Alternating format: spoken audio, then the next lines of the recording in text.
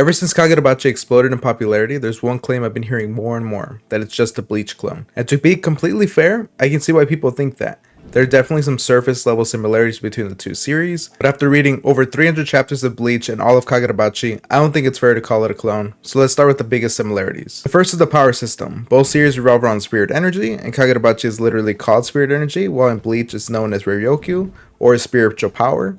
On paper, that sounds like a huge similarity, but I actually think this is both the strongest argument for the comparison and one of the weakest. In Bleach, spiritual power is woven into the entire world because everything revolves around souls, hollows, and the afterlife.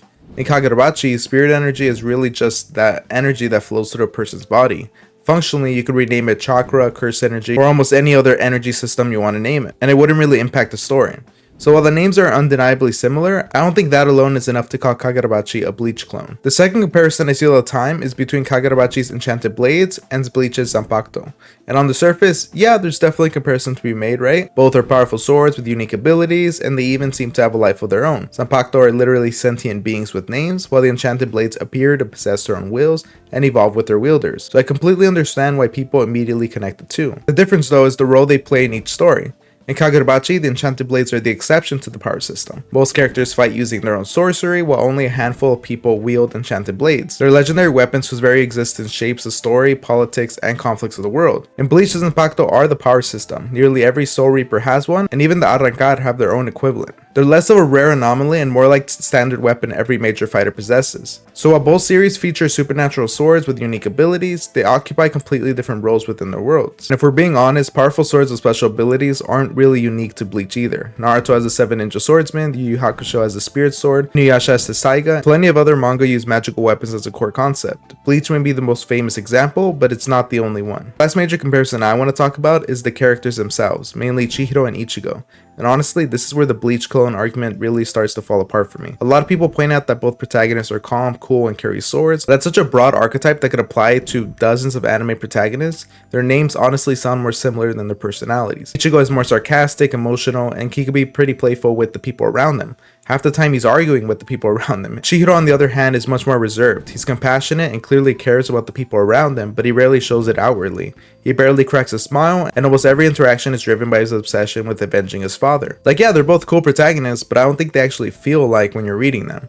I've also seen people compare Shiba to Urahara, and while I understand that where that comes from, I don't think the comparison goes much further than both being experienced adults who guide the protagonist. Urahara is a traditional mentor who's mysterious, can be manipulative in times, and constantly seems to know more than everybody else. But Shiba doesn't really fit that role. More like Chihiro's support system, an older brother or uncle figure who's always there to help when things go wrong. He's never really trained Chihiro or hidden some grandmaster plan. The comparison between Kanishigi and Isshin make a little more sense. They both have a goofy, carefree personality that contrasts with their importance to the story, and even some elements of their design feel similar. But again, that's one shared character archetype, not evidence that the entire series is copying Bleach. So once you get past those surface level similarities, I think the character comparisons become a lot weaker. And that's what leads us to the bigger question. Even if the series shares some ideas, do they actually feel the same? Because when you look at the tone, pacing, artwork, storytelling, and the themes Hokusano explores, I think Kagurabachi starts looking much closer to the series he himself has cited as an inspiration, Naruto, than it does to Bleach. But before I get into why Kagurabachi is fundamentally different from Bleach, if you're enjoying the video so far, I'd really appreciate if you dropped a like and subscribe. I make a lot of Kagurabachi and manga analysis videos like this, so if that sounds like your thing, stick around. Alright, let's talk about why these series actually feel so different. Tonally, I think Kagurabachi is a much grittier series. Now, Bleach absolutely has violence and dark moments, so I'm not saying it's a lighthearted story, but the tension in their fights feel very different. When I'm reading Kagurabachi, I genuinely feel like almost anyone besides Chihiro could die in a major battle. During a zombie's fight against Yura, I was honestly on edge because it felt like Hokusano was willing to take that risk. With Bleach, I rarely have that same feeling.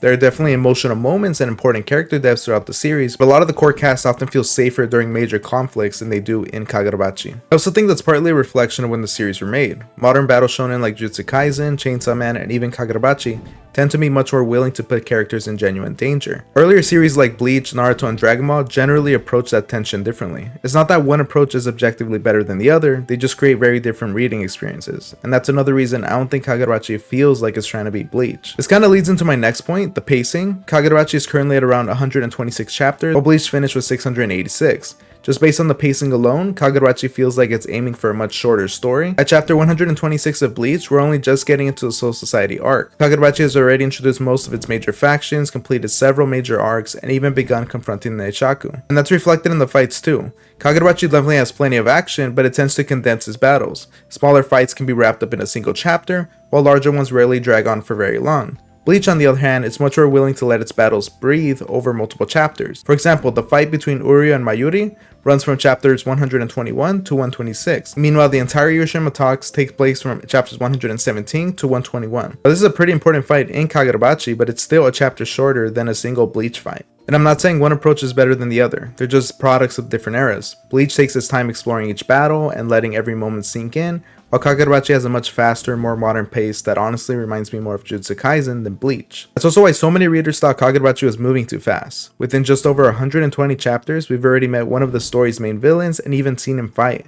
At this same point in Bleach, Aizen has only recently been introduced, and his major battles were still a long ways off. So while both series are action heavy, they tell their stories at completely different speeds. But now let's talk about the artwork. I think this is another comparison that doesn't really hold up once you look past the surface. First of all, I want to make it clear that I absolutely love both Tai Kubo and Takeru Okazano's artwork.